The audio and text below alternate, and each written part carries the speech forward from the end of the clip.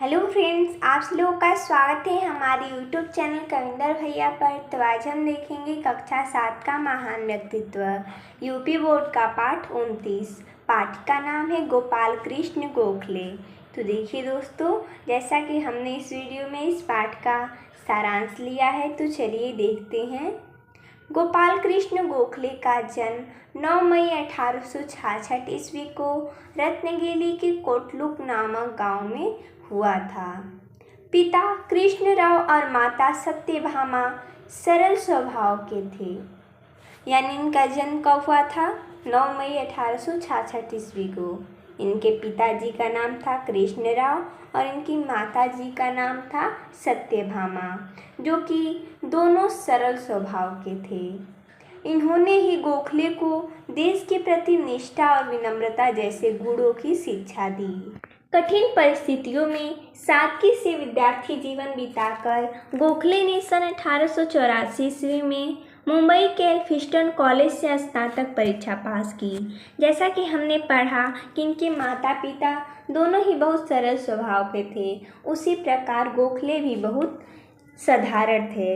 इनका जो बचपन था यानी विद्यार्थी जीवन था, बहुत ही कठिन परिस्थितियों से गुजरा था, लेकिन यह अपने सादगी से उस विद्यार्थी जीवन को भी बिता लिए। और 1884 ईस्वी में जो कि मुंबई के एल्फिंस्टन कॉलेज से इन्होंने स्नातक की परीक्षा पास की। अंग्रेजी भाषा पर इनका अधिकार था। गणित और अर्थशास्त्र पर भी इनकी अच्छी पकड़ थी। इतिहास के ज्ञान से इनके मन में स्वतंत्रता और प्रजातंत्र के प्रति निष्ठा उत्पन्न हुई। सन 1885 ईस्वी में इन्होंने पुणे में अध्यापन कार्य शुरू किया। इन्होंने यह कार्य 20 वर्षों तक किया। गणित, अंग्रेजी, अर्थशास्त्र और इतिहास आदि सभी विषयों को पढ़ाने के कारण इन्हें जन्मजात प्राध्यापक कहा जाता था। यानी ये सभी विषयों का ज्ञान था इन्हें, और ये सभी विषयों को पढ़ाते भी थे, इसलिए इन्हें जन्मजात प्राध्यापक कहा जाता था। सन 1886 ईस्वी में इन्होंने समाज सेवा और राजनीति में प्रवेश किया। गोखले लोगों में राष्ट्रीयता जगाने के लिए शिक्षा को जरूरी मानते थे।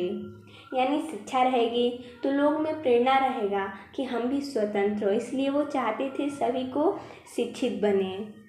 गरीबों की स्थिति सुधारने के लिए इन्होंने सर्वेंट ऑफ इंडिया सोसाइटी की स्थापना की। इनमें ज़्यादातर लोग स्नातक थे। आदिवासियों का उत्थान, बाढ़ व अकाल पीड़ितों की मदद, स्त्रियों को शिक्षित और विदेशी शासन से मुक्ति के लिए संघर्ष करना इस संस्था के मुख्य उद्देश्य थे। इनकी संस्था का नाम था सर्वेंट ऑफ इंडिया सोसाइटी। इस संस्था के कारण ही जो आदिवासी लोग थे उनका विकास करना, जो बाढ़ में लोग पीड़ित होते थे उनकी सहायता करना, जो स्त्रियां शिक्षित नहीं हैं उनकी मदद करना, उन्हें शिक्षित करना, ये सब इस संस्था का मुख्य उद्देश्य था। सन 1887 ईस्वी में ये महादेव गोविंद रनाडे के शिष्य बने। इन्होंने सामाजिक जीवन में इन्हें 15 वर्षों तक शिक्षित किया। महात्मा गांधी जी ने गोखले को अपना राजनीतिक गुरु माना।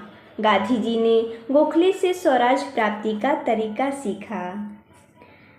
सन 1889 ईस्वी में गोखले कांग्रेस में शामिल हुए। सन 1905 ईस्वी में ये इंग्लैंड गए और वहाँ भारत के पक्ष को प्रभावपूर्ण ढंग से प्रस्तुत किया। समाज सेवा करना गोखले के जीवन का परम लक्ष्य था। इन्होंने 1898 ईस्वी में मुंबई में प्लेग पीड़ितों की सेवा की, सांप्रदायिक सद्भाव बढ़ाने के प्रयत्न किए, मादक पदार्थों की बिक्री पर रोक लगाने का यत्न किया, भारतीयों को अधिक नौकरी देने, सैनिक व्यय कम करने और नमक कर घटाने की मांग की। इन्होंने निःशुल्क अनिवार्य प्राथमिक शिक्षा, कृषि और वैज्ञानिक शिक्षा और अकाल राहत कोष के सही प्रयोग के लिए सरकार पर दबाव डाला। सन 1912 ईस्वी में ये दक्षिण अफ्रीका गए। सबसे पहले ये 1905 ईस्वी में इंग्लैंड गए, जहाँ पर इन्होंने जो भारत का पक्ष था उसे वहाँ पर प्रस्तुत किया। और ये 1912 में दक्षिण अफ्रीका गए। क्यों गए? तो वहाँ पर जाति भेदभाव चल रहा था, काले कांग्रेस और गोरे कांग्रेस में। इन्होंने क्या किया, वहाँ पर गए और सरकार से जातीय भेदभाव को समाप्त करने का आग्रह किया। 19 फरवरी सन 1915 को इनका निधन हो गया। अपने कार्यों और आदर्शों के लिए सदा अमर रहेंगे। तो देखिए दोस्तों, जैसा कि हमने इस वीडियो में इस पाठ का सारांश देखा, तो मिलते हैं तब तक के लिए धन्यवाद दोस्तों।